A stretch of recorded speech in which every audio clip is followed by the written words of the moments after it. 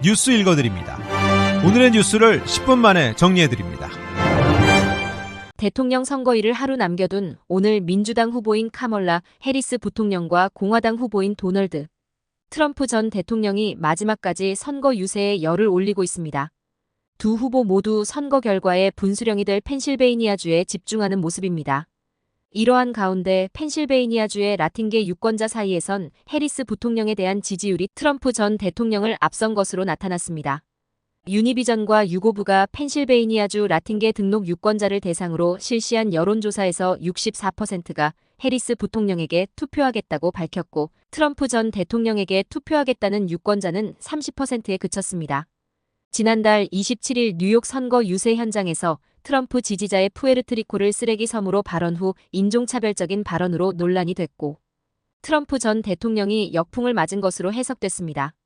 초접전 양상으로 펼쳐지고 있는 제47대 대통령 선거일 하루 전 오늘 발표된 여론조사에서 도널드 트럼프 전 대통령이 7개 경합주에서 카멀라 해리스 부통령의 박빙 우위를 점하고 있는 것으로 나타났습니다. 하지만 이번 조사는 각 주에서 1000명 이하 유권자를 대상으로 실시된 가운데 주별로 격차가 1에서 2%포인트에 불과해 사실상 모든 경합주에서 통계적으로 동률 구도를 보이고 있다고 조사주관사 측은 진단했습니다. 7대 경합주 여론조사에 따르면 트럼프 전 대통령은 펜실베이니아주와 노스캐롤라이나 주에서 각각 49%대 48%, 조지아주에서 50%대 49%, 애리조나주에서 50%대 48%로 각각 해리스 부통령에 앞섰습니다. 해리스 부통령은 미시간주에서 50%대 48%로 트럼프 전 대통령에 앞섰고 네바다주와 위스콘신주에서는 두 후보가 48%와 49%로 동률을 기록했습니다. 이에 반해 뉴욕타임스와 시에나대의 7대 경합주의 투표 의향 유권자를 조사에선 해리스 부통령이 4승 2무 1패의 우위를 보였습니다. 등록 유권자 3분의 1 이미 투표를 마친 것으로 나타났습니다. 플로리다대 선거연구소에 따르면 이날 오전 9시 기준 사전투표자 수는 7,804만 1,301명으로 집계됐습니다. 사전투표 시간이 약간 남은 만큼 이 비율은 더 올라갈 전망입니다. 특히 이번 대선 결과를 좌우할 경합주인 미시간과 노스캐롤라이나, 조지아, 애리조나, 네바다 사전투표율은 2020년 대선 사전투표율에 육박할 정도입니다. 사전투표가 해리스와 트럼프 어느 쪽에 유리한지 가늠하기는 쉽지 않다는 분석입니다. 유권자의 당적을 공개하는 26개 주의 사전투표율은 민주당 37.9%, 공화당 36.0%였습니다. 우편 투표가 늘면서 올해 대선의 최종 승자는 선거 후 며칠 지나서야 가려질 수 있다는 전망이 나오고 있습니다. 내일 투표가 끝난 후 당선자 윤곽이 드러나는 시점이 다소 시간이 걸릴 것으로 전망됐습니다.